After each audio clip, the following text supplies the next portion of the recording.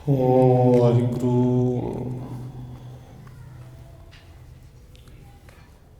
ਇੱਕ ਓੰਕਾਰ ਸਤਿਨਾਮ ਕਰਤਾ ਪੁਰਖ ਨਿਰਭਉ ਨਿਰਵੈਰ ਅਕਾਲ ਮੂਰਤ ਅਜੂਨੀ ਸੈਭੰ ਗੁਰ ਪ੍ਰਸਾਦ ਜਿਤਾ ਜੀਉ ਪਿੰਡ ਸਭ ਤੇਰਾ ਤੂੰ ਅੰਤਰਜਾਮੀ ਪੁਰਖ ਭਗਵਾਨ ਦਾਸਨ ਦਾਸ ਕਹਿ ਜਨ ਨਾਨਕ ਜਿਹਾ ਤੂੰ ਕਰਾਹੇ ਤਿਹਾ ਹਉ ਕਰੀ ਵਖਿਆਣ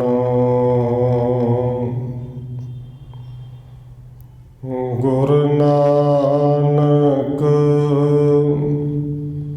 ਪਦ ਪੰਕਜ ਬੰਧਨ ਪਦ ਪੰਕਜ ਬੰਧਨ ਸਿਮਰਨ ਅੰਗਦ ਦੁਖ ਨਿਕੰਦਨ ਗੁਰ ਅਮਰਦਾਸ ਹਿਰਦੈ ਨਿਤ ਧਿਆਉ ਹਿਰਦੈ ਨਿਤ ਧਿਆਉ ਗੁਰ ਰਾਮਦਾਸ ਗੁਣ ਗਾਓ ਗੁਰ ਅਰਜਨ ਬਿਘਨ ਕੇ ਨਾਸਕ ਬਿਘਨ ਕੇ ਨਾਸਕ ਗੁਰ ਹਰਗੋਬਿੰਦ ਸ਼ੁਭ ਸੁਮਤ ਪ੍ਰਕਾਸ਼ਕ ਸ਼੍ਰੀ ਹਰਿ ਰਾਇ ਨਮੋ ਕਰ ਜੋਰੀ ਨਮੋ ਕਰ ਜੋਰੀ ਸ਼੍ਰੀ ਹਰਿ ਕ੍ਰਿਸ਼ਨ ਮਨਾਉ ਬਹੋਰੀ ਗੁਰੂ ਤੇਗ ਬਹਾਦਰ ਪਰਮ ਕਿਰਪਾਲਾ ਜੀ ਪਰਮ ਕਿਰਪਾਲਾ ਗੁਰੂ ਗੋਬਿੰਦ ਸਿੰਘ ਬਿਸਾਲਾ ਤਰੁ ਤਾਰਾ ਪਰ ਪੁਨ ਪੁਨ ਸੀਸਾ ਜੀ ਪੁਨ ਪੁਨ ਸੀਸਾ ਬੰਦੋ ਬਾਰ ਬਾਰ ਜਗਦੀਸ਼ਾ ਤਰੁ ਤਾਰਾ ਪਰ ਪੁਨ ਪੁਨ ਸੀਸਾ ਜੀ ਪੁਨ ਪੁਨ ਸੀਸਾ ਬੰਦੋ ਬਾਰ ਬਾਰ ਜਗਦੀਸ਼ਾ ਜਿਸ ਮੈਂ ਅੰਮ੍ਰਿਤ ਗਿਆਨ ਹੈ ਮਾਣਕ ਭਗਤ ਬੈਰਾਗ ਸ਼੍ਰੀ ਗੁਰੂ ਗ੍ਰੰਥ ਸਾਹਿਬ ਉਦਦ ਬੰਦੋ ਕਰ ਅਨੁਰਾਗ ਏਕ ਓੰਕਾਰ ਸਤਿਗੁਰੂ ਜਿਹ ਪ੍ਰਸਾਦ ਸਚ ਹੋਏ ਵਾਹਿਗੁਰੂ ਜੀ ਕੀ ਫਤਿਹ ਹੈ ਬਿਗਨ ਬਿਨਾਸਣ ਸੋਏ। ਏਕ ਓੰਕਾਰ ਸਤਿਗੁਰੂ ਜਿਹ ਪ੍ਰਸਾਦ ਸਚ ਹੋਏ। ਵਾਹਿਗੁਰੂ ਜੀ ਕੀ ਫਤਿਹ ਹੈ। ਬਿਗਨ ਬਿਨਾਸਣ ਸੋਏ। ਵਾਹਿਗੁਰੂ ਜੀ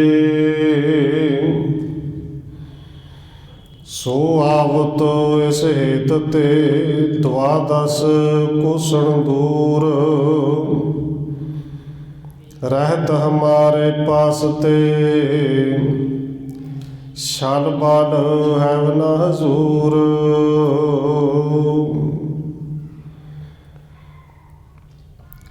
ਪਰਮ ਸਨਮਾਨਯੋਗ ਸਤਿਗੁਰੂ ਚਵਰ ਛਤਰ ਤਖਤ ਦੇ ਮਾਲਕ ਹਾਜ਼ਰਾ ਹਜ਼ੂਰ ਜ਼ਾਹਰਾ ਜ਼ਹੂਰ ਸ਼ਬਦ ਗੁਰੂ ਜੁਗੋਂ ਜੁਗ ਅਟਲ ਸਤਿਗੁਰੂ ਧੰਨ ਸ਼੍ਰੀ ਗੁਰੂ ਗ੍ਰੰਥ ਸਾਹਿਬ ਮਹਾਰਾਜ ਸੱਚੇ ਪਾਤਸ਼ਾਹ ਜੀ ਦੀ ਪਾਵਨ ਪਵਿੱਤਰ ਹਜ਼ੂਰੀ ਅੰਦਰ ਜੁੜ ਬੈਠੇ ਸਤਸੰਗੀ ਜਨੋ ਆਪ ਜੀ ਵੱਡੇ ਭਾਗਾਂ ਵਾਲੇ ਹੋ ਜੋ ਸਤਿਕਾਰਯੋਗ ਧੰਨ ਮਾਤਾ ਰਾਜ ਕੌਰ ਜੀ ਦੇ ਪਾਵਨ ਅਸਥਾਨ ਗੁਰਦੁਆਰਾ ਮੰਜੀ ਸਾਹਿਬ ਵਿਖੇ ਸ਼ਾਮਾਂ ਦੇ ਦੀਵਾਨਾਂ ਦੀਆਂ ਹਾਜ਼ਰੀਆਂ ਭਰ ਰਹੇ ਹੋ। ਆਓ ਰੋਜ਼ਾਨਾ ਦੀ ਤਰ੍ਹਾਂ ਧੰਨ ਗੁਰੂ ਨਾਨਕ ਦੇਵ ਸੱਚੇ ਪਾਤਸ਼ਾਹ ਜੀ ਦੀ ਚੱਲ ਰਹੀ ਲੜੀਵਾਰ ਇਤਿਹਾਸ ਕਥਾ ਦੇ ਨਾਲ ਅਗਲੇਰੀ ਸਾਂਝ ਪਾਉਣ ਤੋਂ ਪਹਿਲਾਂ ਅਸੀਸ ਬਖਸ਼ਿਸ਼ ਕਰੋ ਜੀ, ਰਸਨਾ ਨੂੰ ਕਰੋ ਪਵਿੱਤਰ। ਜਿਤਨੇ ਵੀ ਜੁੜ ਬੈਠੇ ਹੋ ਲਵਾਓ ਹਾਜ਼ਰੀ ਆਖੋ ਜੀ ਵਾਹਿਗੁਰੂ ਜੀ ਕਾ ਖਾਲਸਾ ਵਾਹਿਗੁਰੂ ਜੀ ਕੀ ਫਤਿਹ।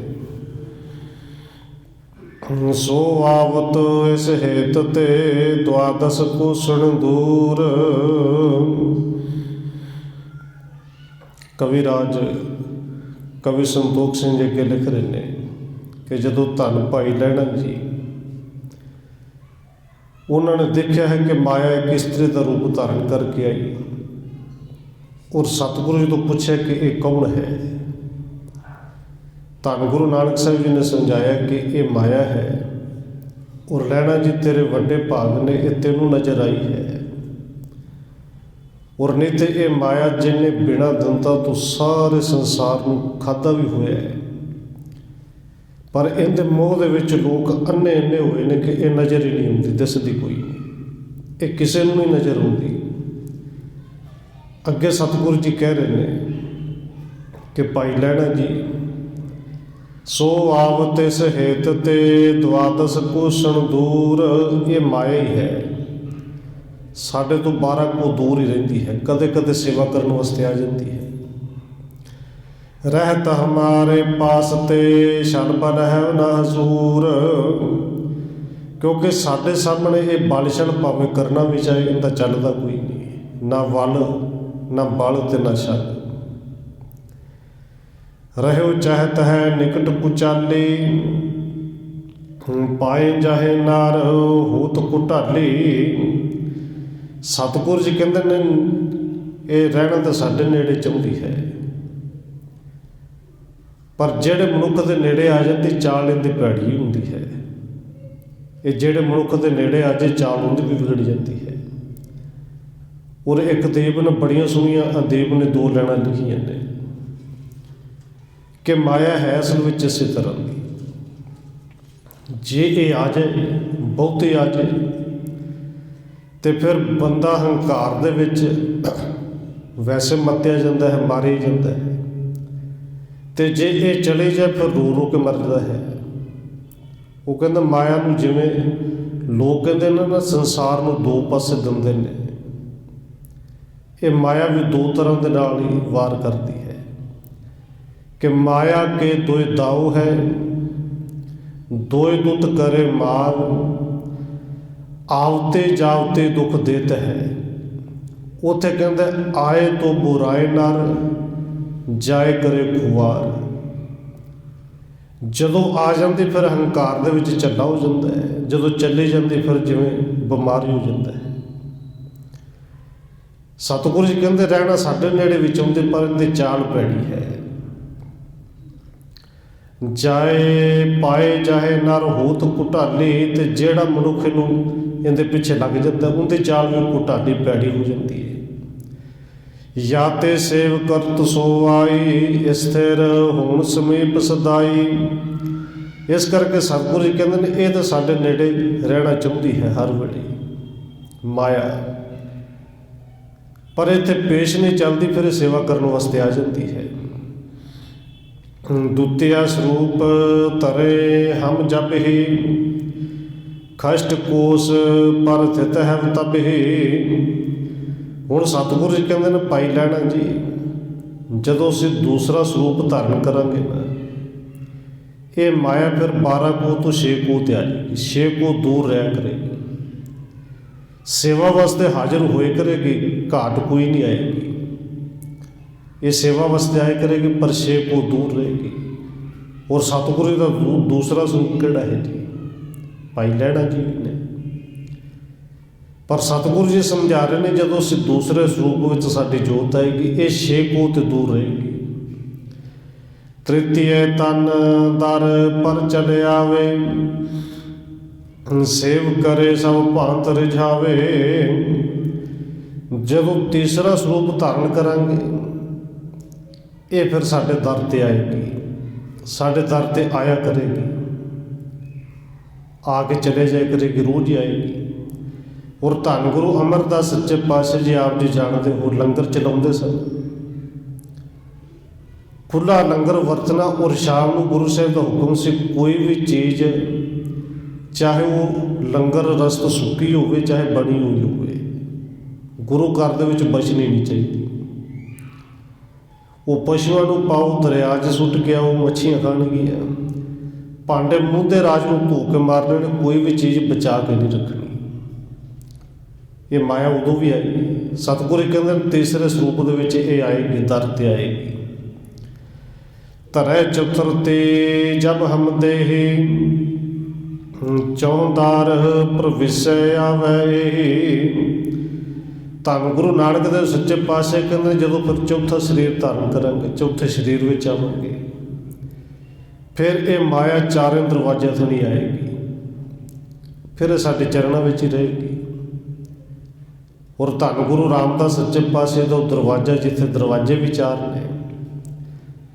ਔਰ ਜੇ ਕਹੀਏ ਕਿ ਲੰਗਰ ਉੱਥੇ ਸੰਗਤ ਲੱਖ ਆ ਜੇ, 2 ਲੱਖ ਆ ਜੇ, 5 ਲੱਖ ਆ ਜੇ, ਉੱਥੇ ਤੋੜ ਕਦੇ ਆਈ ਨਹੀਂ। ਇਹ ਮਾਇਆ ਸੇਵਾ ਦੇ ਵਿੱਚ ਹੀ ਹੈ। ਇਸ ਪ੍ਰਕਾਰ ਸਭ ਭੇਦ ਬਤਾਵਾ, ਸੁਣ ਰਹਿਣਾ ਹਿਰਦੇ ਹਰਖਾਵਾ।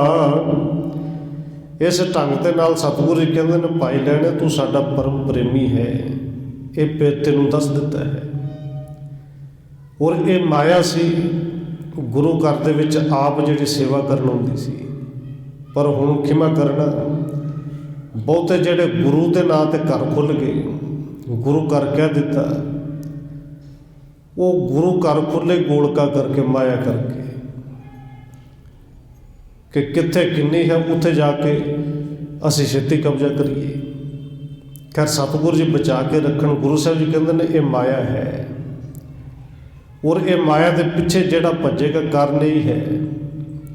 ਦਸਤਾਰ ਗੁਰੂ ਕੇ ਸਿੱਖ ਲਈ ਜਿੰਦ ਜਾਨ ਹੈ, ਪਰ ਗੁਰਦੁਆਰਿਆਂ ਦੇ ਪ੍ਰਧਾਨ ਨੰਗੀਆਂ ਨਹੀਂ ਜੇ ਦਸਤਾਰਾਂ ਲੈਂਦੀਆਂ ਹੋਣ, ਤੇ ਇਹਦਾ ਮਤਲਬ ਫਿਰ ਮਾਇਆ ਉੱਥੇ ਨਚਾਉਂਦੀ ਆਪਣੇ ਇਸ਼ਾਰੇ 'ਤੇ। ਸਤਿਗੁਰੂ ਜੀ ਕਹਿੰਦੇ ਨੇ ਇਹ ਮਾਇਆ ਹੈ ਵੀ ਇਹ ਸਾਡੀ ਦਾਸੀ ਹੈ, ਔਰ ਸਿੱਖਾਂ ਨੇ ਵੀ ਮਾਇਆ ਨੂੰ ਇਸੇ ਢੰਗ ਨਾਲ ਹੀ ਰੱਖਣਾ ਹੈ, ਕਿਉਂਕਿ ਮਾਇਆ ਤੋਂ ਬਿਨਾਂ ਕੰਮ ਘਰ ਗ੍ਰਸਤੀ ਹੈ, ਚਾਹੇ ਗੁਰੂ ਘਰ ਨੇ, ਧਾਰਮਿਕ ਸਥਾਨ ਨੇ, ਇਹ ਸੰਸਾਰ ਮਾਇਆ ਤੋਂ ਬਿਨਾਂ ਨਹੀਂ ਚੱਲ ਸਕਦਾ। ਪਰ ਮਾਇਆ ਨੂੰ ਆਪਣੇ ਸਿਰ ਦੇ ਉੱਤੇ ਨਹੀਂ ਬਿਠਾਉਣਾ, ਇਹਦੇ ਪਿੱਛੇ ਪਿੱਛੇ ਨਹੀਂ ਭੱਜਣਾ। ਭਰਿਓ ਪ੍ਰੇਮ ਔਰ ਸੇਵਾ ਕਰਹੀ, ਇਸ ਪ੍ਰਕਾਰ ਸਭ ਭੇਦ ਬਤਾਵਾ। ਸੁਣ ਲੈਣਾ ਹਿਰਦੈ ਹਰਖਾਵਾ। ਪਾਈ ਲੈਣਾ ਜੀ ਸੁਣ ਕੇ ਬੜੇ ਪ੍ਰਸੰਨ ਹੋਏ ਨੇ। और भरियो प्रेम और सेवा करही, नहीं अहंता रंचक तरही। भाई लैणा जी जिन्हां दे अंदर सेवा करन दा प्रेम तो पहलों भी बड़ा सी, पर ये सारा नज़ारा वेख के प्रेम होर दुगना चुगना हो गया। तो हंगता जी पहलों माड़ी मोटी कितने होगी कि मैं सेवा करना, वो मैं वाली हंगता बिल्कुल ही अंदरों जी मारी गई। इस बिद देव संपत्ति ते केते, करण सदन है वो कारज ते कवि संतोख सिंह जी कहते हैं इस ढंग के नाल जदों कई दिन बीत गए, भाई लैणा जी गुरु घर दे विच घरां दे जिहड़े काम हुंदे ने, जिहड़ा काम वेखदे ने उही सेवा जान के गुरु का प्रेम जान के आप ही करते हैं। एक समय धर्मशाला माही, रुचर प्रेम कटसावा ताही। कविराज कहते हैं कि एक दिन धर्मशाला दे विच बड़ा सोहना पलंग डाया हुआ है, ते पार पौड़े उते गुसाई, लहना शीतल पौन चुलाई। उस पलंग के उत्ते धन गुरु नानक साहब जी पे ने आराम कर रहे हैं, शब्द वरत लिए कि लेटे हुए ने, और भाई लैणा जी जड़े ने पक्खा चल रहे हैं कि गुरु साहब ने कुछ समय आराम करना, पक्खा चलना। हालत उते पद पंकज दो, जिनके यह समीप न को। पर पक्खा चलदा चलदा क्योंकि भाई लैणा जी का ध्यान तो हर वेले चरना च हुंदा सी, सुरत भी चरना च, ध्यान भी चरना च, नज़र भी चरना च, कि गुरु साहब के चरण हिल रहे ने और सतगुरु जी के कोल कोई नहीं हिल रहे। एक तो चरण आप हिलाने होंदे ने, तो एक पता लगता कि जिवें कोई चरण कुट रहा है, चरणों को कुट रहा उस तरह चरण हिलते हैं, पर कोल कोई नहीं। यह बिलोक लहना बिसमान्यो, द्वै कर जोरे बचन बखान्यो। ये सुन के भाई लैणा जी हैरान भी होए कि एक कौन हो सकता जिहड़ा चरण कुट रहा पर मैनू नज़र नहीं आ रहा। हैरान होंदे होए दोवें हथ जोड़े और धन गुरु नानक देव जी नूं पुछ लिया, यह कारण पद पंकज दोई, चंचल होते आप ते सोई। कि सतगुरु जी कारण की है आप जी के दोवें चरण जिहड़े ने वो चंचल हो रहे हैं, भाव के हिल रहे हैं जिवें कोई कुट रहा हो। कोई ना भिखियत जिने समीपा, सुन बोले बेते कुलदीपा। सतगुरु जी पर चरणा के कोल कोई है भी नहीं, नज़र भी नहीं आ रहा। ये सुन के सतगुरु धन गुरु नानक साहब जी ने फिर भजन किए, तू है मेरो परम प्यारो, याते सभे भेद उचारो। सतगुरु जी कहते हैं भाई लैणा जी तू मेरा परम मित्र है, परम प्यारा है। ये गुप्त गल्लां ने, भेदियां गल्लां ने, पर तेरे को कोई भेद लुका के रखना नहीं। अमर बृंद शैव शैव जुग पाई, बंधन कर कर सदन सिधाई। सतगुरु जी कहते हैं कदे कदे ये जेड़े देवी देवते ने, जेड़े गुप्त रूह ने, ये चरण नूं आके छूंदे ने, घुट नहीं रहे। एक ने छूया थोड़ा जो घुटिया, दूसरा आ गया, तीसरा आ गया, ये नमस्कारा कर करके फिर चले जाते हैं। आवे मिलकार कब कब सारे, गुप्त रूप नार नाहे निहारे। सतगुरु कहते हैं कदे कदे आउंदे ने, गुप्त रूप विच आउंदे ने, पर ये नज़र किसी नूं नहीं आउंदे, इन्हां नूं होर कोई मनुख वेख नहीं सकता। सुन कह सत सत प्रभ सो, बंदत पापद पंकज दो। क्योंकि भाई लैणा जी ने तो सत ही कहना है कि सतगुरु जी जो तुसीं कह रहे हो सत है, इस तरह होंदा है। ये कह के भाई लैणा जी कि जे देवते आके चरणों के विच नमस्कार कर रहे हैं, कि सानू भी सतगुरु धन गुरु नानक साहब के चरणों च नमस्कार करनी चाहिए। भाई लैणा जी ने एक बार फिर गुरु साहब के चरणों च सिर रखे, मत्था टेक दिता। परम प्रेम जाग्यो उर माही, ਰੰਗਿਓ ਰੰਗ ਭਗਤ ਮਨ ਜਾਹੀ, ਕਿਉਂਕਿ ਇਵੇਂ ਦੇ ਕੌਤੁਕ ਜਿਵੇਂ ਜਿਵੇਂ ਪਾਈ ਲੈਣਾ ਜੀ ਵੇਖਦੇ ਨੇ, ਮਨ ਉਵੇਂ ਉਵੇਂ ਪ੍ਰੇਮ ਦੇ ਵਿੱਚ ਹੋਰ ਰੰਗਿਆ ਜਾਂਦਾ ਹੈ। ਮਨ ਜਿਹੜਾ ਪ੍ਰੇਮਾ ਭਗਤੀ ਦੇ ਵਿੱਚ ਹੋਰ ਲੀਨ ਹੁੰਦਾ ਹੈ। ਇੱਕ ਮਨ ਹੈਵ ਪੜ੍ਹ ਹੈ ਗੁਰਬਾਣੀ, ਸੁਣੇ ਗੁਣੇ ਕੀਰਤ ਚਿਤ ਮਾਨੀ। ਪਾਈ ਲੈਣਾ ਜੀ ਇੱਕ ਮਨ ਹੋ ਕੇ ਬਾਣੀ ਨੂੰ ਪੜ੍ਹਦੇ ਨੇ, ਤੇ ਜਦੋਂ ਕੋਈ ਗੁਰਬਾਣੀ ਬੋਲ ਰਿਹਾ ਹੁੰਦਾ ਹੈ, ਕੋਈ ਗਾ ਰਿਹਾ ਹੁੰਦਾ, ਕੋਈ ਵਿਚਾਰ ਕਰ ਰਿਹਾ ਹੁੰਦਾ ਹੈ, ਉਦੋਂ ਇੱਕ ਮਨ ਹੋ ਕੇ ਸੁਣਦੇ ਨੇ। ਤੇ ਫਿਰ ਇੱਕ ਮਨ ਹੋ ਕੇ ਜੋ ਕੁਛ ਪੜ੍ਹੀ, ਜੋ ਕੁਛ ਸੁਣੀ, ਉਹਦੇ ਵਿਚਾਰ ਵੀ ਕਰਦੇ ਨੇ। ਸੁਣੇ ਗੁਣੇ, ਗੁਣੇ ਦਾ ਅਰਥ ਵਿਚਾਰ ਕਰਦੇ ਨੇ, ਔਰ ਇਹ ਵਿਚਾਰ ਕਰਦੇ ਨੇ ਚਿੱਤ ਕੀਰਤ ਚਿਤ ਮਾਨੀ। ਕੀਰਤ ਕਰਦੇ ਹੋਏ, ਕੰਮ ਕਾਰ ਕਰਦੇ ਹੋਏ, ਸੇਵਾ ਕਰਦੇ ਹੋਏ ਮਨ ਦੇ ਵਿੱਚ ਉਸ ਸ਼ਬਦ ਦੇ ਵਿਚਾਰ ਕਰਦੇ ਰਹਿੰਦੇ ਨੇ। ਵਾਹਿਗੁਰੂ ਕੋ ਸਿਮਰਨ ਕਰਹਿ, ਉਮੰਗ ਉਮੰਗ ਮੁਖ ਸੋਜਸ ਉਚਰਹਿ। ਪਾਈ ਲੈਣਾ ਜੇ ਸਤਿਨਾਮ ਵਾਹਿਗੁਰੂ ਦਾ ਸਿਮਰਨ ਕਰਦੇ ਰਹਿੰਦੇ ਨੇ ਬੜੇ ਉਤਸ਼ਾਹ ਦੇ ਨਾਲ। ਜਦੋਂ ਵੀ ਸ਼ਬਦ ਰੋਜ਼ ਸੁਣਦੇ ਨੇ, ਫਿਰ ਉਹਨੂੰ ਬੜੇ ਉਤਸ਼ਾਹ ਦੇ ਨਾਲ ਕਦੇ ਗਾਉਂਦੇ ਨੇ, ਕਦੇ ਉਹਦੇ ਵਿਚਾਰ ਕਰਦੇ ਨੇ। ਚੇਤ ਪ੍ਰੇਤ ਕੇ ਰੇਤ ਨਿਆਰੇ, ਲਿਵ ਲਾਗੇ ਨਿਸ ਦਿਨ ਸੁਖਕਾਰੇ। ਕਿਉਂਕਿ ਚਿੱਤ ਦੇ ਵਿੱਚ ਜਿਹੜੀ ਪ੍ਰੀਤ ਲੱਗਦੀ ਹੈ ਨਾ, ਚੇਤ ਪ੍ਰੇਤ ਕੇ ਰੀਤ ਨਿਆਰੀ, ਇਹਦੀ ਮਰਿਆਦਾ ਹੀ ਵੱਖਰੀ, ਰੀਤ ਹੀ ਵੱਖਰੀ ਹੈ। ਇਹ ਚਿੱਤ ਦੇ ਵਿੱਚ ਪ੍ਰੀਤ ਕਿਵੇਂ ਲੱਗੇ, ਇਹ ਚਰਨਾਂ ਦੇ ਨਾਲ ਪ੍ਰੀਤ ਕੀ ਹੁੰਦੀ ਹੈ। ਇਹ ਜਦੋਂ ਬਾਬਾ ਕਬੀਰ ਜੀ ਨੂੰ ਪੁੱਛਿਆ ਸੀ ਨਾ ਕਿ ਤੁਹਾਡੀ ਪ੍ਰੀਤ ਬੜੀ ਲੱਗਦੀ, ਦੱਸੋ ਪ੍ਰੀਤ ਹੈ ਕਿਵੇਂ ਦੀ। ਉਹਨੂੰ ਬਾਬਾ ਕਬੀਰ ਜੀ ਮੌਜ ਕਹਿੰਦੇ ਨੇ ਕਿ ਚਰਨਾਂ ਦੀ ਮੌਜ ਬੜੀ ਹੈ। ਭਾਵੇਂ ਰੋਜ਼ ਦੀ ਕਿਰਤ ਕਰਕੇ 2 ਕਿਲੋ ਆਟੇ ਜਿੰਨੀ ਕਿਰਤ ਕਰਦੇ ਨੇ ਕਿ ਇਹਨਾਂ ਕੁ ਰੋਜ਼ ਦੱਸਦੇ, ਪਰ ਚਿੰਤਾ ਕੋਈ ਨਹੀਂ। ਪੁੱਛਿਆ ਕਿਉਂ, ਕਹਿੰਦੇ ਕਿਉਂਕਿ ਮੌਜ ਬੜੀ ਹੈ। ਪਰ ਉਹ ਮੌਜ ਦੁਨੀਆ ਵਾਲੀ ਨਹੀਂ ਸੀ, ਉਹ ਚਰਨਾਂ ਦੇ ਵਿੱਚ ਪ੍ਰੀਤ ਦੀ ਮੌਜ ਸੀ। ਉਹਨੂੰ ਬਾਬਾ ਕਬੀਰ ਜੀ ਕਹਿੰਦੇ ਨੇ, ਭਾਈ ਇਹ ਮੌਜ ਕਿਵੇਂ ਦੀ ਹੈ। ਜੇ ਪੁੱਛਣ ਆਇਆ ਤੇ ਸੱਚ ਜਾਣੀ ਮੈਂ ਦੱਸ ਨਹੀਂ ਸਕਦਾ, ਔਰ ਮੈਂ ਕਿ ਕੋਈ ਵੀ ਨਹੀਂ ਦੱਸ ਸਕਦਾ। ਔਰ ਜੇ ਕੋਈ ਦੱਸਣ ਦਾ ਯਤਨ ਕਰੇ ਸਮਝ ਲਓ ਪਖੰਡੀ ਹੈ। ਕਿਉਂਕਿ ਬਾਬਾ ਕਬੀਰ ਜੀ ਕਹਿੰਦੇ ਨੇ, ਕਬੀਰ ਚਰਨ ਕਮਲ ਕੀ ਮੌਜ ਕੋ ਕਹਿ ਕੈਸੇ ਉਨਮਾਨ। ਕੀ ਅੰਦਾਜ਼ਾ ਲਾ ਕੇ ਦੱਸੇ ਕਿ ਇਹ ਚਰਨਾਂ ਦੀ ਪ੍ਰੀਤ ਦੀ ਮੌਜ ਕਿੰਨੀ ਕੁ ਹੈ। ਕਹਿੰਦੇ ਕਹਿਬੇ ਕੋ ਸੋਭਾ ਨਹੀਂ, ਦੇਖਾ ਹੀ ਪ੍ਰਵਾਨ। ਇਸ ਮੌਜ ਨੂੰ ਤੇ ਜਿਹਨੇ ਦੇਖਿਆ, ਜਿਹਨੇ ਮਾਣਿਆ ਹੈ, ਬਸ ਉਹ ਹੀ ਜਾਣਦਾ ਹੈ। ਇਸ ਪ੍ਰੀਤ ਨੂੰ ਭਾਈ ਲੈਣਾ ਜੀ ਜਾਣਦੇ ਨੇ ਕਿ ਬੜੀ ਨਿਆਰੀ ਇਹਦੀ ਰੀਤ ਹੈ, ਬੜੀ ਵੱਖਰੀ ਇਹਦੀ ਮਰਿਆਦਾ ਹੈ। ਲਿਵ ਲਾਗੇ ਨਿਸ ਦਿਨ ਸੁਖਕਾਰੇ। ਤੇ ਇਹ ਸੁੱਖ ਦੇਣ ਵਾਲੀ ਲਿਵ ਜਿਹੜੀ ਦਿਨ ਰਾਤ ਪਾਈ ਲੈਣਾ ਜੀ ਦੀ ਗੁਰੂ ਸਾਹਿਬ ਦੇ ਚਰਨਾਂ ਵਿੱਚ ਲੱਗ ਗਈ। ਕਰਤਿਓ ਸੇਵਾ ਸਮਾ ਬਿਤਾਵੈ, ਜਗ ਕਾਰਜ ਕੋ ਰਿਤੇ ਨ ਆਵੈ।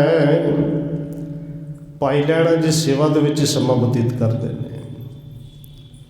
ਦੇਖੋ ਆਮ ਤੌਰ 'ਤੇ ਪੁੱਛਿਆ ਜਾਏ ਨਾ, ਭਾਈ ਕੀ ਕਰਦੇ ਹੋ, ਕਿ ਟਾਈਮ ਪਾਸ ਕਰ ਰਹੇ। ਅਸਲ ਵਿੱਚ ਹੁੰਦਾ ਹੈ ਗਲਤ ਹੈ। ਟਾਈਮ ਪਾਸ ਅਸੀਂ ਨਹੀਂ ਕਰਦੇ, ਟਾਈਮ ਤੇ ਸਾਨੂੰ ਪਾਸ ਕਰਕੇ ਭੱਜਿਆ ਜਾ ਰਿਹਾ ਹੈ। ਇਹ ਟਾਈਮ ਤੇ ਇੱਕ ਇੱਕ ਮਿੰਟ, ਇੱਕ ਇੱਕ ਸਵਾਸ ਸਾਈਂ ਤੋਂ ਲਿਖਾ ਕੇ ਲਿਆਏ। ਇਹ ਟਾਈਮ ਸਾਨੂੰ ਪਾਸ ਕਰ ਰਿਹਾ ਹੈ, ਪਰ ਭਾਈ ਲੈਣਾ ਜੀ ਇਹ ਟਾਈਮ ਨੂੰ ਪਾਸ ਨਹੀਂ ਕਰਨ ਦਿੰਦੇ। ਇਸ ਟਾਈਮ ਨੂੰ ਸਿਖਾਰ 'ਤੇ ਲਾਉਂਦੇ ਨੇ। ਹਰ ਇੱਕ ਮਿੰਟ ਸਕਿੰਟ, ਹਰ ਪਲ ਦੇ ਵਿੱਚ ਸਿਮਰਨ ਕਰਦੇ ਨੇ, ਸਮਾਂ ਬਤੀਤ ਕਰਦੇ ਨੇ, ਸਿਮਰਨ ਕਰਦੇ, ਸੇਵਾ ਕਰਦੇ ਆ।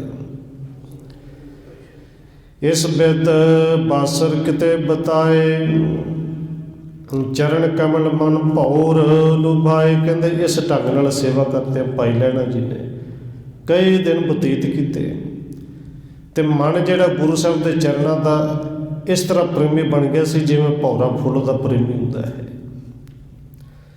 ਬੈਠੇ ਉਤੇ ਵੇਦ ਕੁਲ ਦੀਪਾ, ਪਾਉ ਪਲੋਸਤ ਹੋਏ ਸਮੀਪਾ।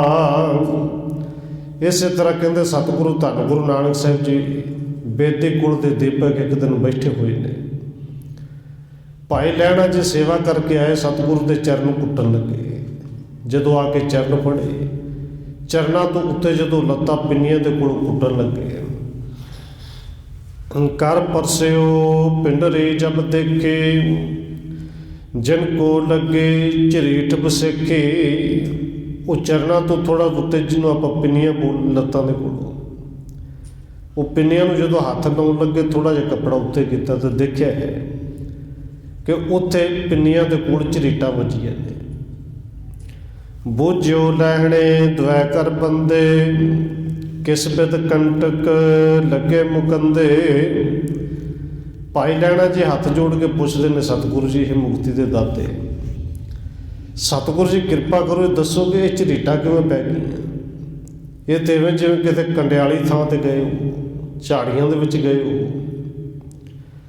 ਵਹਿਰ ਕਹੂੰ ਅਸ ਠੌਰ ਨ ਮਾਹੀ, ਗਮਣੇ ਪ੍ਰਭੂ ਆਪ ਕਬ ਨਾਹੀ। ਪਰ ਨਾਲ ਹੀ ਭਾਈ ਲਹਿਣਾ ਜੀ ਕਹਿੰਦੇ ਨੇ, ਸਤਿਗੁਰੂ ਜੀ ਇਵੇਂ ਕਿਤੇ ਕੰਡਿਆਲੀ ਥਾਂ 'ਤੇ, ਕਿਤੇ ਝਾੜੀਆਂ ਵਾਲੀ ਥਾਂ 'ਤੇ ਬਾਹਰ ਦੇ ਆਪ ਜੀ ਕਦੇ ਗਏ ਨਹੀਂ। ਪਰ ਇਹ ਝਰੀਟਾਂ ਤਾਂ ਕਿਸੇ ਝਾੜੀਆਂ ਦੀਆਂ ਲੱਗਦੀਆਂ ਨੇ, ਕੰਡਿਆਂ ਵਾਲੀਆਂ ਝਾੜੀਆਂ, ਕਿਉਂਕਿ ਝਰੀਟਾਂ ਵੀ ਚੰਗੀਆਂ ਅੰਦਰ ਤੱਕ ਪਈਆਂ ਨੇ।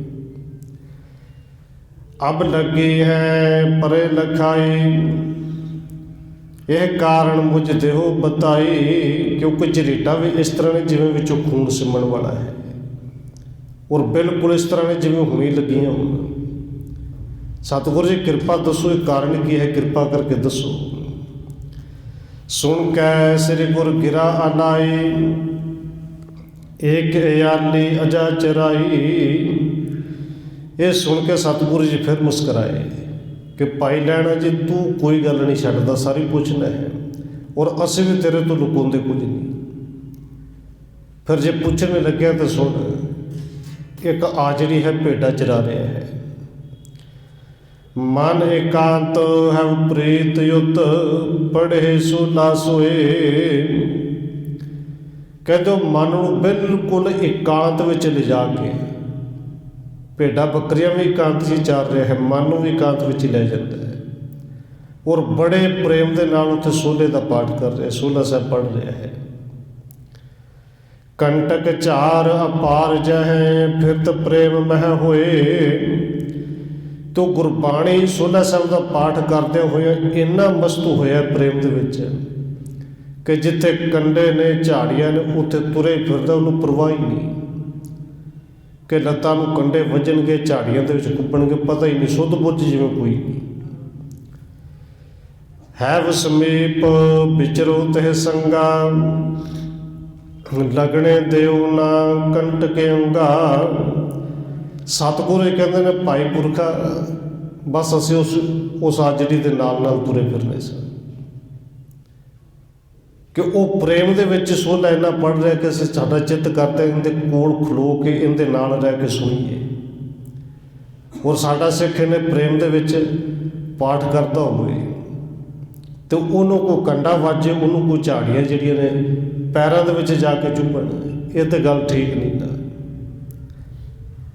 ਕਹਿੰਦੇ ਤਾਹੇ ਝਰੀਟ ਲੱਗੀ ਇਹ ਜਾਨੋ, ਲਹਿਣੇ ਸਾਚ ਬਚਨ ਮਮ ਮਾਨੋ।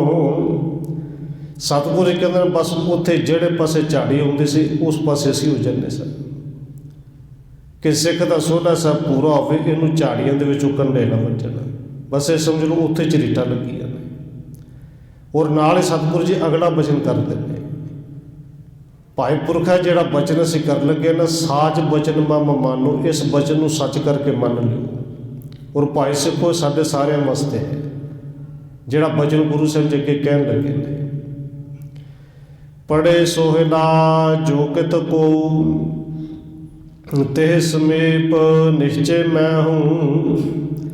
ਸਤਿਗੁਰੂ ਕਹਿੰਦੇ ਨੇ ਮੇਰਾ ਸਿੱਖ ਜਿੱਥੇ ਵੀ ਪ੍ਰੇਮ ਦੇ ਨਾਲ ਸੋਹਲੇ ਦਾ ਪਾਠ ਕਰਦਾ, ਸੋਹਲਾ ਪੜ੍ਹਦਾ ਹੈ, ਵੀ ਮੈਂ ਉੱਥੇ ਹਰ ਵੇਲੇ ਉਹਨਾਂ ਦੇ ਕੋਲ ਹੁੰਦਾ। ਤੇ ਉਦੋਂ ਹੀ ਨਹੀਂ, ਅੱਜ ਵੀ ਹੁੰਦੇ ਨੇ। ਅਸ ਕਹਿ ਪੁਨ ਇੱਕ ਸਿੱਖ ਹਕਾਰਾ, ਤੇ ਸੋ ਬੋਲੇ ਮੋਗ ਦੁਆਰਾ। ਇਸ ਤਰ੍ਹਾਂ ਬਚਨ ਕਹਿੰਦੇ ਹੋਏ ਸਤਿਗੁਰੂ ਜੀ ਨੇ ਇੱਕ ਸਿੱਖ ਨੂੰ ਆਵਾਜ਼ ਮਾਰੀ ਤੇ ਉਸ ਸਿੱਖ ਨੂੰ ਸਤਿਗੁਰੂ ਜੀ ਕਹਿੰਦੇ ਨੇ ਅਮਕਾ ਜੋ ਥਲ ਤਹਾਂ ਅਯਾਲਾ, ਅਜਾ ਚਰਾਵਤ ਪ੍ਰੇਮ ਵਿਸ਼ਾਲਾ। ਸਤਿਗੁਰੂ ਕਹਿੰਦੇ ਭਾਈ ਫਲਾਣੀ ਥਾਂ ਤੇ ਇੱਕ ਆਜੜੀ ਹੈ, ਭੇਡਾਂ ਨੂੰ ਚਰਾ ਰਿਹਾ ਹੈ, ਬੱਕਰੀਆਂ ਨੂੰ ਦੇ ਕੋਲ, ਤੇ ਬੜੇ ਪ੍ਰੇਮ ਦੇ ਵਿੱਚ ਉਹ ਬੱਕਰੀਆਂ ਚਰਾ ਰਿਹਾ, ਪ੍ਰੇਮ ਦੇ ਵਿੱਚ ਬਾਣੀ ਵੀ ਪੜ੍ਹ ਰਿਹਾ ਹੈ। ਜਾਬੂ ਤੁਮ ਤੇ ਨਿਕਟ ਨਿਹਾਰੀ, ਆਦਰ ਯੁਕਤ ਸੋ ਆਏ ਹਕਾਰੀ। ਭਾਈ ਉਹਦੇ ਕੋਲ ਜਾਓ, ਉਹਨੂੰ ਬੁਲਾ ਕੇ ਲਿਆਓ। ਤੇ ਇਸ ਤਰ੍ਹਾਂ ਨਹੀਂ ਬੁਲਾਉਣਾ ਕਿ ਚੱਲ। ਗੁਰੂ ਸਾਹਿਬ ਜੀ ਕਹਿੰਦੇ ਨੇ ਆਦਰ ਯੁਕਤ ਸੋ ਆਏ ਹਕਾਰੀ, ਉਹਨੂੰ ਹੱਥ ਜੋੜ ਕੇ ਬੇਨਤੀ ਕਰਕੇ ਪਿਆਰ ਦੇ ਨਾਲ ਬੁਲਾ ਕੇ ਲਿਆਉਣਾ ਹੈ। ਆਏ ਸਪਾਏ ਗਇਓ ਸਿੱਖ ਤਹਿਵਾ, ਅਜਾ ਚਰਾਏ ਇਹ ਆਲੀ ਜਿਹਵਾ। ਕਹਿੰਦੇ ਗੁਰੂ ਸਾਹਿਬ ਦਾ ਹੁਕਮ ਸੁਣਦੇ ਨਾਲ ਸਿੱਖ ਉੱਥੇ ਗਿਆ ਜਿੱਥੇ ਅੱਜ ਦੀ ਭੇਡਾਂ ਚਾਰ ਰਿਹਾ ਹੈ, ਬੱਕਰੀਆਂ ਚਾਰ ਰਿਹਾ ਹੈ। ਤੇ ਬਲੋਕ ਬੋਲਿਓ ਬ੍ਰਿਧਬਾਨੀ, ਤੁਝੇ ਹਕਾਰਤ ਗੁਰ ਗੁਣ ਖਾਨੀ। ਕਿਉਂਕਿ ਗੁਰੂ ਸਾਹਿਬ ਦਾ ਹੁਕਮ ਸੀ, ਪਰ ਬੜੇ ਸਤਿਕਾਰ ਨਾਲ ਬੁਲਾ ਕੇ ਲਿਆਉਣਾ ਹੈ। ਉਸ ਗੁਰੂ ਕੇ ਸਿੱਖ ਨੇ ਉਸ ਆਜੜੇ ਨੂੰ ਵੇਖ ਕੇ ਪਹਿਲੋਂ ਤਾਂ ਸਤਿਕਾਰ ਦਿੱਤਾ, ਹੱਥ ਜੋੜਦਿਆਂ ਕਿਹਾ ਵੀ ਸਤਿ ਕਰਤਾਰ। ਬੜੇ ਮਿੱਠੇ ਮਿੱਠੇ ਬੋਲ ਕਹਿੰਦੇ ਨੇ ਭਾਈ ਜੀ, ਤੁਹਾਨੂੰ ਧੰਨ ਗੁਰੂ ਨਾਨਕ ਦੇਵ ਸੱਚੇ ਪਾਤਸ਼ਾਹ ਜੀ ਬੁਲਾ ਰਹੇ ਨੇ, ਉਹਨਾਂ ਨੇ ਤੁਹਾਨੂੰ ਆਪਣੇ ਕੋਲ ਸੱਦਿਆ ਹੈ। ਸੁਣ ਕਰ ਚੱਲਿਓ ਸਿੱਖ ਕੇ ਸਾਥਾ, ਆਏ ਨਿਵਾਇਓ ਜੁਗ ਪਗ ਮਾਥਾ। ਕਹਿੰਦੇ ਧੰਨ ਗੁਰੂ ਨਾਨਕ ਦੇਵ ਸੱਚੇ ਪਾਤਸ਼ਾਹ ਦਾ ਨਾਂ ਹੀ ਸੁਣਦੇ ਇਸ ਆਜੜੀ ਦੇ ਚਿਹਰੇ ਤੇ ਖੇੜਾ ਆ ਗਿਆ ਕਿ ਮੇਰੇ ਸਤਿਗੁਰੂ ਜੀ ਨੇ ਬੁਲਾਇਆ ਹੈ। ਕਹਿੰਦੇ ਉਸੇ ਵੇਲੇ ਸਿੱਖ ਦੇ ਨਾਲ ਚੱਲ ਪਿਆ ਹੈ। ਆ ਕੇ ਸਤਿਗੁਰੂ ਧੰਨ ਗੁਰੂ ਨਾਨਕ ਸਾਹਿਬ ਦੇ ਦੋਵੇਂ ਚਰਨ ਪੜ੍ਹੇ, ਮੱਥਾ ਗੁਰੂ ਸਾਹਿਬ ਦੇ ਚਰਨਾਂ ਦੇ ਵਿੱਚ ਰੱਖਿਆ। ਕਿਰਪਾ ਦ੍ਰਿਸ਼ਟ ਕੋ ਦੇਖ ਗੁਸਾਈ, ਤਿਹ ਯਾਦ ਸੋ ਗਿਰਾ ਅਲਾਈ। ਧੰਨ ਗੁਰੂ ਨਾਨਕ ਦੇਵ ਸੱਚੇ ਪਾਤਸ਼ਾਹ ਜੀ ਨੇ ਕਿਰਪਾ ਦੀ ਦ੍ਰਿਸ਼ਟੀ ਨਾਲ ਇਸ ਆਜੜੀ ਵੱਲ ਦੇਖਿਆ, ਇਹਦੇ ਸਿਰ ਤੇ ਹੱਥ ਰੱਖਿਆ, ਇਹਨੂੰ ਉੱਤੇ ਉਠਾ ਕੇ ਬਿਠਾਇਆ ਹੈ। ਤੇ ਫਿਰ ਸਤਿਗੁਰੂ ਜੀ ਨੇ ਬਚਨ ਕੀਤੇ, ਸੋਵਣ ਸਮੈ ਬਖਾਨੀਏ ਕੰਠ ਸੋਹਲਾ ਜੋਏ। ਸਤਿਗੁਰੂ ਜੀ ਨੇ ਆਨੰਦ ਮੰਗਲ ਪੁੱਛਿਆ ਤੇ ਨਾਲੇ ਕਹਿੰਦੇ ਨੇ ਭਾਈ ਪੁਰਖਾ ਬੜੇ ਪ੍ਰੇਮ ਦੇ ਨਾਲ ਸੋਹਲੇ ਦਾ ਪਾਠ ਕਰ ਰਹੇ ਸੀ, ਤੈਨੂੰ ਕੰਠ ਹੈ ਯਾਦ ਹੈ? ਸਤਿਗੁਰੂ ਜੀ ਹਾਂ। ਔਰ ਗੁਰੂ ਸਾਹਿਬ ਜੀ ਕਹਿੰਦੇ ਨੇ ਸੋਵਣ ਸਮੇਂ ਬਖਾਨੀਏ, ਭਾਈ ਸੋਹਲੇ ਸਾਹਿਬ ਦਾ ਪਾਠ ਸੌਣ ਲੱਗਿਆ ਕਰਿਆ ਕਰੋ। ਤੇ ਸੌਣ ਲੱਗਿਆ ਕਰਿਆ ਹੋਵੇਗਾ ਕਿ ਅਧਿਕ ਖੁਸ਼ੀ ਬਹੁਰੋ ਕਰੀ, ਦਵੈਤ ਹਿਰਦੇ ਤੇ ਕੋਏ। ਜਿਹੜਾ ਵੀ ਸੌਣ ਲੱਗਿਆ ਸੋਹਲੇ ਸਾਹਿਬ ਦਾ ਪਾਠ ਨੂੰ ਕਰਕੇ ਸੌਂੇਗਾ। ਕੇਵਲ ਉਸ ਆਜੜੀ ਨੂੰ ਨਹੀਂ, ਕੇਵਲ ਉਦੋਂ ਨਹੀਂ, ਗੁਰੂ ਸਾਹਿਬ ਦੇ ਬਚਨ ਅੱਜ ਵੀ ਉਸੇ ਤਰ੍ਹਾਂ ਹੀ ਨੇ ਕਿ ਜਿਹੜਾ ਵੀ ਸੋਹਲਾ ਸਾਹਿਬ ਦਾ ਪਾਠ ਪ੍ਰੇਮ ਦੇ ਨਾਲ ਕਰਕੇ ਸੋਇਆ ਕਰੇਗਾ, ਅਧਿਕ ਖੁਸ਼ੀ ਬਹੁਰੂ ਕਰੀ, ਉਹਨੂੰ ਗੁਰੂ ਬੜੀਆਂ ਖੁਸ਼ੀਆਂ ਬਖਸ਼ੇਗਾ। ਦੂਸਰਾ ਕੰਮ ਦਵੈਤ ਹਿਰਦੇ ਤੇ ਕੋਈ, ਉਹਦੇ ਅੰਦਰੋਂ ਦਵੈਤ ਈਰਖਾ ਖਤਮ ਹੋ ਜਾਏਗੀ। ਸੁਣ ਇਆਲ ਨੇ ਬਿਨੈ ਉਚਾਰੀ, ਅਬ ਜੋ ਹੋਏ ਰਜਾਏ ਤੁਮਾਰੇ। ਜਦੋਂ ਗੁਰੂ ਸਾਹਿਬ ਜੀ ਕਹਿੰਦੇ ਨੇ ਭਾਈ ਸੋਹਲਾ ਸਾਹਿਬ ਦਾ ਪਾਠ ਸੁਣ ਲੱਗਿਆ ਕਰਿਆ ਕਰ, ਹੋਰ ਬਾਣੀ ਯਾਦ ਕਰ, ਸਾਰਾ ਦਿਨ ਪੜ੍ਹਿਆ ਕਰ ਭਾਵੇਂ। ਇਹ ਸੁਣ ਕੇ ਉਸ ਆਜੜੀ ਨੇ ਦੋਵੇਂ ਹੱਥ ਜੋੜੇ ਕਿ ਸਤਿਗੁਰੂ ਜੀ ਅੱਜ ਤੋਂ ਜਿਵੇਂ ਤੁਹਾਡੀ ਰਜਾ ਹੈ, ਜਿਵੇਂ ਤੁਹਾਡਾ ਹੁਕਮ ਹੈ, ਤੋ ਮੈਂ ਕਰੂੰ ਧਰ ਉਰ ਪ੍ਰੀਤੇ, ਸੋਈ ਲਖੋ ਸ਼ਾਂਤਤਾ ਰਿਤੀ। ਸਤਿਗੁਰੂ ਜੀ ਬੜੇ ਪ੍ਰੇਮ ਦੇ ਨਾਲ ਤੁਹਾਡੇ ਬਚਨ ਨੂੰ ਸਤ ਬਚਨ ਕਰਕੇ ਸਿਰ ਮੱਥੇ ਤੇ ਪ੍ਰਵਾਨ ਕੀਤਾ। ਤੇ ਨਾਲੇ ਕਹਿੰਦੇ ਨੇ ਕਿ ਹਿਰਦੇ ਵਿੱਚ ਪ੍ਰੀਤ ਇੰਨੀ ਸੀ ਕਿ ਆਪ ਜੀ ਦੇ ਬਚਨ ਜਿਹੜੇ ਵੀ ਨੇ, ਜਿਸ ਢੰਗ ਦੇ ਨਾਲ ਵੀ ਨੇ, ਉਹ ਸ਼ਾਂਤੀਦਾਇਕ ਨੇ। ਮੇਰੇ ਵਾਸਤੇ ਆਪ ਦੇ ਬਚਨ ਹੀ ਸ਼ਾਂਤੀਦਾਇਕ ਨੇ। ਸਤਿਗੁਰੂ ਜੀ ਜਿਵੇਂ ਤੁਹਾਡਾ ਹੁਕਮ ਹੈ। ਨਿਕਟ ਜੇ ਨਾਰ ਪੇ ਬਿਸਮੇ ਤਬ ਹੀ, ਤਰੇ ਗੁਰੂ ਪਰ ਸਰਦਾ ਸਭੇ। ਹੋਰ ਜਿੰਨੇ ਗੁਰੂ ਸਾਹਿਬ ਦੇ ਕੋਲ ਸਨ, ਭਾਈ ਲਹਿਣਾ ਜੀ, ਉਹਨਾਂ ਦੀ ਸ਼ਰਧਾ ਤੇ ਪਹਿਲੋਂ ਅਟੁੱਟ ਹੈ। जिन्ने नाल वेख रहे ने सुन रहे ने सारिਆਂ ਦੀ ਸਰਦਾ ਗੁਰੂ ਸਾਹਿਬ ਦੇ ਚਰਨਾਂ ਤੇ ਹੋਰ ਬਣੀ।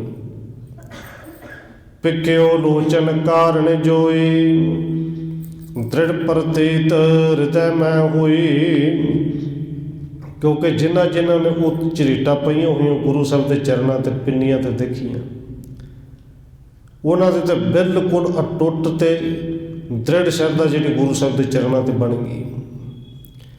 ਪੜੇ ਸੋਹਿਲਾ ਸੋਮਣ ਕਾਲਾ ਹਿਰਦੈ ਧਰ ਕੇ ਧਿਆਨ ਵਿਸਾਲਾ। ਇਹ ਉਦੋਂ ਦੀ ਮੁਰਾਦਾ ਬਣੀ ਹੈ ਕਿ ਫਿਰ ਸਿੱਖ ਜਿਹੜੇ ਨੇ ਉਹ ਹਰ ਵੇਲੇ ਸੌਣ ਤੋਂ ਪਹਿਲੋਂ ਬੜੇ ਪ੍ਰੇਮ ਦੇ ਨਾਲ ਸੋਹਲਾ ਪੜ੍ਹਦੇ ਨੇ। ਹਿਰਦੈ ਧਰ ਕੇ ਧਿਆਨ ਵਿਸਾਲਾ, ਤੇ ਇਹ ਨਹੀਂ ਕਿ ਸੋਹਲਾ ਸਾਹਿਬ ਸ਼ੁਰੂ ਕੀਤਾ ਤੇ ਖਤਮ ਹੋ ਗਿਆ। ਧਿਆਨ ਨੂੰ ਟਿਕਾ ਕੇ ਪੜ੍ਹਦੇ ਨੇ, ਪ੍ਰੇਮ ਦੇ ਨਾਲ ਪੜ੍ਹਦੇ ਨੇ। ਤਿਨ ਕਾ ਹੈ ਵੋ ਸਤਿਗੁਰ ਰਖਵਾਰਾ ਬਿਗਨ ਸਰਬ ਦੇ ਦੁੱਖ ਨਿਵਾਰਾ। ਕਹਿੰਦੇ ਫਿਰ ਜਿਹੜੇ ਸੋਹਲਾ ਸਾਹਿਬ ਪ੍ਰੇਮ ਨਾਲ ਪੜ੍ਹਦੇ ਨੇ ਉਦੋਂ ਵੀ ਅੱਜ ਵੀ ਮੇਰਾ ਸਤਿਗੁਰੂ ਫਿਰ ਉਹਨਾਂ ਦਾ ਰਖਵਾਲਾ ਹੈ। ਬਿਗਨ ਸਰਬ ਦੇ ਦੁੱਖ ਨਿਵਾਰਾ, ਉਹਨਾਂ ਦੇ ਸਾਰੇ ਬਿਗਨ ਸਾਰੇ ਦੁੱਖ ਮੇਰਾ ਗੁਰੂ ਆਪ ਦੂਰ ਕਰਦਾ ਹੈ। ਤੀਨ ਬਰਖ ਜਪ ਇਸ ਬਿਦ ਬੀਤੇ ਲਹਿਣਾ ਸੇਵ ਕਰੇ ਯੁੱਤ ਪ੍ਰੀਤੀ। ਕਹਿੰਦੇ ਇਸੇ ਤਰ੍ਹਾਂ ਸੇਵਾ ਕਰਦਿਆਂ ਗੁਰੂ ਸਾਹਿਬ ਦੇ ਹਰ ਇੱਕ ਹੁਕਮ ਨੂੰ ਸਤ ਬਚਨ ਕਰਕੇ ਪ੍ਰਵਾਨ ਕਰਦਿਆਂ ਹੋਇਆ ਭਾਈ ਲਹਿਣਾ ਜੀ ਨੇ ਸੇਵਾ ਕਰਦਿਆਂ ਹੋਇਆ 3 ਸਾਲ ਬਤੀਤ ਕੀਤੇ। ਪੁੰਨ ਨਿਕੇਤ ਸੁਧ ਲੈਣੇ ਕਾਰਨ ਆਇਸ ਦਿਨੇ ਦੰਭ ਵਿਦਾਰਨ। 3 ਸਾਲ ਤੋਂ ਬਾਅਦ ਭਾਈ ਲਹਿਣਾ ਜੀ ਨੇ ਕਦੇ ਯਾਦ ਨਹੀਂ ਕੀਤਾ ਕਿ ਮੈਂ ਘਰ ਜਾਣਾ ਹੈ, ਪਰਿਵਾਰ ਕੋਲ ਜਾਣਾ ਹੈ। 3 ਸਾਲ ਤੋਂ ਬਾਅਦ ਧੰਨ ਗੁਰੂ ਨਾਨਕ ਦੇਵ ਸੱਚੇ ਪਾਤਸ਼ਾਹ ਨੇ ਅੱਜ ਆਪ ਆਗਿਆ ਦਿੱਤੀ ਕਿ ਭਾਈ ਪੁਰਖਾ ਘਰ ਜਾ ਕੇ ਪਰਿਵਾਰ ਦਾ ਪਤਾ ਹੀ ਲੈ ਆ, ਪਰਿਵਾਰ ਨੂੰ ਮਿਲੀ ਆ। ਹੁਣ ਸਤਿਗੁਰੂ ਜੀ ਦੀ ਇਹ ਆਗਿਆ ਤੇ ਭਾਈ ਲਹਿਣਾ ਜੀ ਜਿਵੇਂ ਸਤ ਬਚਨ ਕਰਕੇ ਫਿਰ ਪ੍ਰਵਾਨ ਕਰਦੇ ਨੇ, ਉਹ ਅਗਲਾ ਪ੍ਰਸੰਗ ਆਪਾਂ ਕੱਲ੍ਹ ਵਿਚਾਰਾਂਗੇ ਸਮੇਂ ਦੇ ਮੁਤਾਬਕ। ਇਤਨੀ ਬੇਨਤੀ ਪ੍ਰਵਾਨ ਕਰਨੀ ਹੈ। ਆਓ 1-2 ਮਿੰਟ ਹੋਰ ਸਤਿਗੁਰੂ ਦੇ ਚਰਨਾਂ ਵਿੱਚ ਹਾਜ਼ਰੀ ਲਵਾਈਏ, ਫਿਰ ਸਮਾਪਤੀ ਹੈ ਜੀ। ਵਾਹਿਗੁਰੂ ਵਾਹਿਗੁਰੂ ਵਾਹਿਗੁਰੂ।